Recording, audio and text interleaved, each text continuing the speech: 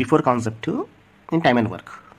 ఇద్దరు వ్యక్తులు ఉన్నారు. ఏ అనే వ్యక్తి ఒక పనిని ఏ డేస్లో పూర్తి చేస్తాడు, బి అనే వ్యక్తి బి డేస్లో పూర్తి చేస్తారు. ఇద్దరు కలిసి పని ప్రారంభించారు. పని పూర్తి కావడానికి డి డేస్ ముందు ఏ వెళ్ళిపోతే మొత్తం పని ఎన్ని రోజులు పూర్తవుతుంది. ఇలా ఇచ్చినప్పుడు మనం చూడండి, ఇక్కడ ఏమిస్తారంటే బిఫోర్ కాన్సెప్ట్ మొత్తం ఏం చేస్తామంటే ప్లస్ రాస్తాం. ఇక్కడ చూడండి, వెళ్ళిపోయిన వ్యక్తి ఎవరు అంటే ఏ, కాబట్టి ఏం చేస్తాము అంటే A plus D by A plus B. ఇక్కడ చూడండి, న్యూమినేటర్లో వాల్యూ రాసిందేమో ఏది, ఏ ప్లస్ డి రాసాము, డినామినేటర్లో ఏ ప్లస్ బి రాసాం. ఓకే, ఆఫ్టర్ ఉన్నప్పుడు మైనస్ చేసాం, బిఫోర్ ఉన్నప్పుడు ప్లస్ చేస్తున్నాం. ఇంటూ ఈ మొత్తం అంటే ఈ ఫ్రాక్షన్ దేని గురించి చెప్తుంది అంటే మొత్తం వర్క్లో బి చేసిన పని గురించి చెప్తుంది, కాబట్టి ఇంటూ బి రాస్తాం. క్లియర్? ఓకేనా?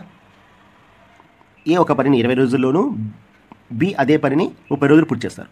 ఇద్దరు పని ప్రారంభించారు. పని పూర్తి కావడానికి 5 రోజుల ముందు ఏ పనిలోంచి వెళ్ళిపోతే మొత్తం పని ఎన్ని రోజులు పూర్తవుతుంది. చూడండి, ఎవరు వెళ్ళిపోయారు? ఏ వెళ్ళిపోయాడు.